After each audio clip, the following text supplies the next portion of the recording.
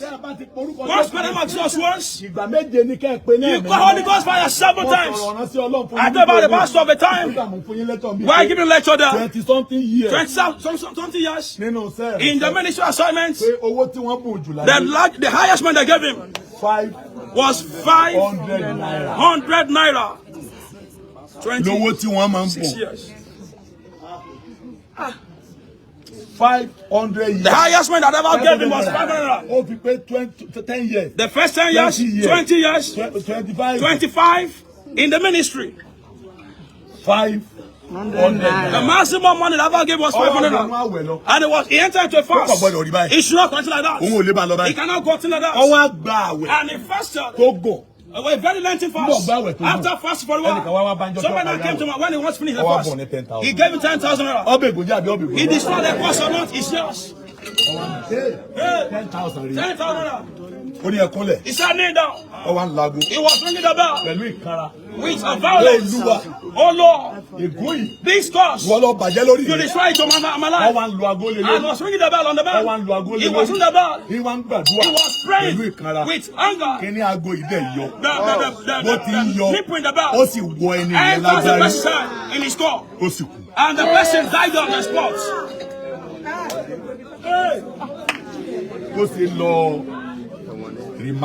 That was how he was sent to the mind.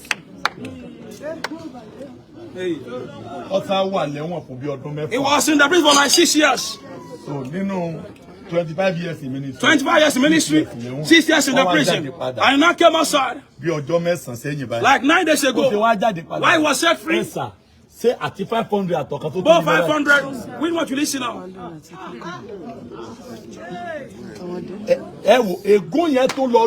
The cost now went to go and reinforce.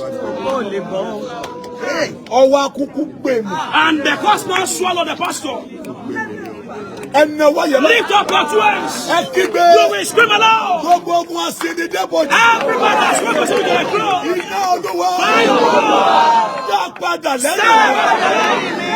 Ogun Asini de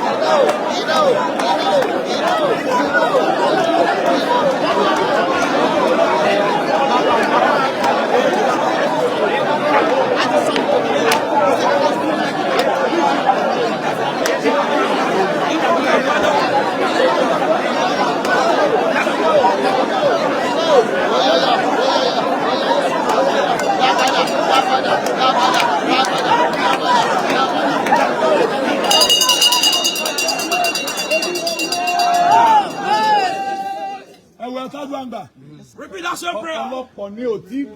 Many has not prayed to break the battle limitation of the family. But they are prayed to become director. But why he became a director and he died prematurely? Kí ló dé tí ọ̀kọ̀ọ̀kan ṣe ogun Why will you gbèdéke not pray ní wọn? against the bad limitation of our family? Tí èdè wọn lọ, tọ́lá fẹ́ ní wọ́n mú kọ́kọ́rọ́ mi tí ò bá máa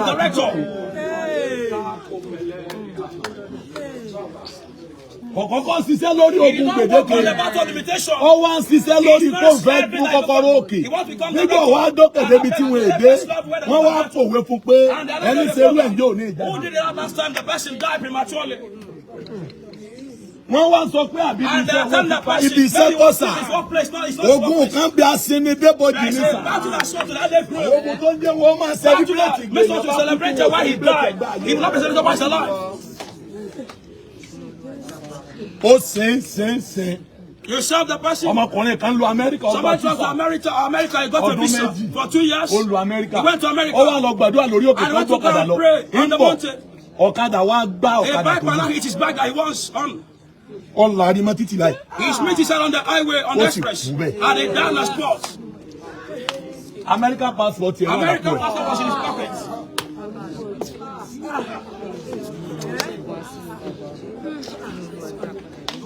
Kò tí ì ṣẹ́ ogun tí ó ṣe ìrànwọ́ lọ. He has not been able to lọ. conquer the battle that limits his generation. Olúwa gbà fún mi ló ń wí. He was saying, God, give it to me. Ogun kan bí àìgbọ́dọ̀ mọ́ There is a compulsory battle. Bẹ́ẹ̀ni ọba jà If you bẹ́ẹ̀ni don't ọba fight that bọ́ battle sí and go to pẹ̀lú next level, that's become a problem again. bí Dáfídì ọba ti ṣẹ́gun If kò they láyà not tí wọ́n ní conquer ibi ọba Goliath, you will lọ́la. not be seen as a king tomorrow. Ṣé ní ìsìn tó jáde lẹ́wọ̀n ṣé yóò fi Today that is out of the prison, will you pray that God should bless more than 500? Kò mọ ibi tí ó ti bẹ̀rẹ̀ He mọ́. would not know where to even start from again. Ó wà pọ̀ bí dẹ́sà. He is confused totally now. Ìnilára máa mú kọ́lọ́gbé Our yìí. vision makes us to run mad. Ẹnẹ̀wọ̀ yín sọ. Lift up your two hands. Ẹ tó àtúwà yẹn Repeat bá. that same prayer. Ìwọ ogun Asini de Oh, Boji. you are the strong, you are the growth. Mo ti dọ́dọ̀ Jésù. I am before Jesus. Jáde lára. Out of the Lord. Bí ara rẹ̀ lẹ̀. Lift up the Lord, lift up the body. Lift up the last. Ìwọ ogun Asini de God has Boji. shown the growth. Mo ti dọ́dọ̀ I am Jésù. before Christ. Jáde.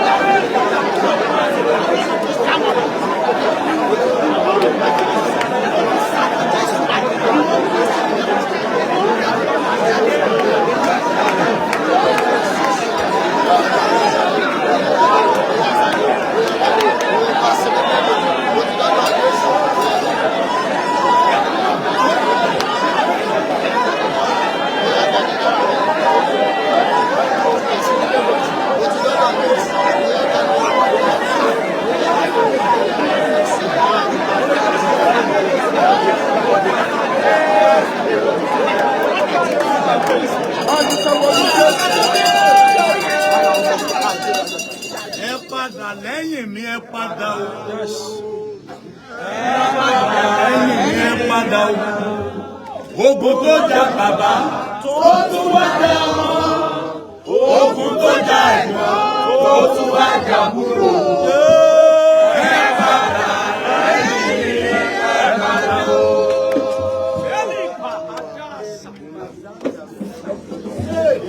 Ẹ padà lẹ́yìn mi, ẹ padà o. Ẹ padà lẹ́yìn mi, ẹ padà o. Ogun tó jà bàbá, ó tún wá jà ọmọ. Ogun tó jà ẹ̀gbọ́n, tó tún wá jà àbúrò. Ẹ padà lẹ́yìn mi, ẹ padà o. Ẹ padà lẹ́yìn mi, ẹ padà o. Ẹ padà lẹ́yìn mi, ẹ padà o. Ogun tó jà bàbá, ó tún wá jà ọmọ. Ogun tó jà ẹ̀gbọ́n, tó tún wá jà àbúrò. Ẹ padà lẹ́yìn mi, ẹ padà o. Ẹ padà lẹ́yìn mi, ẹ padà o.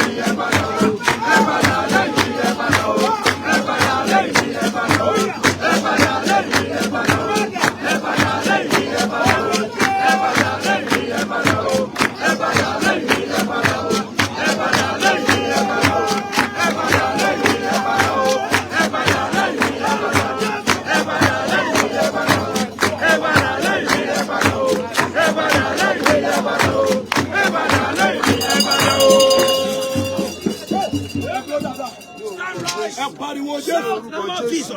Ogun tí máa jà àwọn ọmọ Battle that you want to against the man in my family. jáde lára. Lift up your voice. Battle that you want to against the man in my family. In the name of Jesus. Out of my life.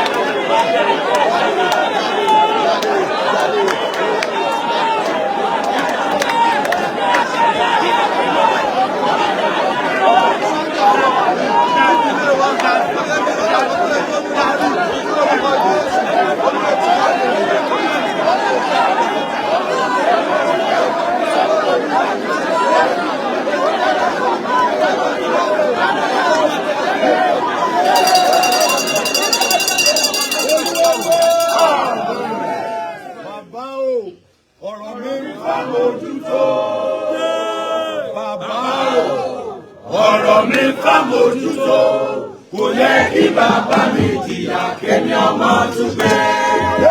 Bàbá o, ọ̀rọ̀ mi ká mójútó. Bàbá o, ọ̀rọ̀ mi ká mójútó, kò yẹ kí bàbá mi jìyà kémi ọmọ tún gbé. Bàbá o, ọ̀rọ̀ mi ká mójútó. Bàbá o, ọ̀rọ̀ mi ká mójútó, kò yẹ kí bàbá mi jìyà kémi ọmọ tún gbé. Bàbá o, ọ̀rọ̀ mi ká mójútó. Ọ̀rọ̀ mi ká mójútó, kò yẹ kí bàbá mi jìyà kémi ọmọ tún gbé. Ọ̀rọ̀ mi ká mójútó. Ọ̀rọ̀ mi ká mójútó, kò yẹ kí bàbá mi jìyà kémi ọmọ tún gbé. Ọ̀rọ̀ mi ká mójútó. Ọ̀rọ̀ mi ká mójútó, kò yẹ kí bàbá mi jìyà kémi ọmọ tún gbé. Kò yẹ kí bàbá mi jìyà kémi ọmọ tún gbé. Kò yẹ kí bàbá mi jìyà kémi ọmọ tún gbé. Kò yẹ kí bàbá mi jìyà kémi ọmọ tún gbé. Kò yẹ kí bàbá mi jìyà kémi ọmọ tún gbé. Repeat that same prayer. Repeat that prayer. Read the issue of that lady. His dad was, her father was a prophet. He married a prophet. His father was loyal. And he was indebted. And he could not pay off his debts. Nínú àwọn ọmọbìnrin ọmọ wòlíì, àwọn ọmọ wòlíì ló bí. She was given to by the prophet, and she married a prophet as well. Ọmọbìnrin àwọn ọmọ a daughter of the prophets. Went to go meet Elisha. Your servant, my husband died. Wọ́n dẹ̀ fẹ́ mọ́ ọmọ lọ.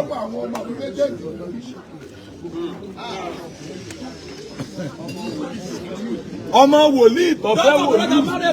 Ọ̀gbọ́n tí wọ́n jẹ gbèsè. But they were indebted and they died inside that same house. Ṣé ìpè ní òsì mi? He said there is no calling. Àbámọ̀ ìtì ní There is no anointing at all. Àbẹ́bùn lọ́sọ̀nù. There is no gift at all. Ó dẹ̀ mú pọ́ǹtì kan jáde And God only to a point. Your servant was ready to the Lord unto you as well. Ẹgbẹ́ ọwọ́ yóò dé. Lift up your two hands. Ogun tí ń jọ́ ọmọkùnrin ilé wa. Wọ́n pàṣẹ.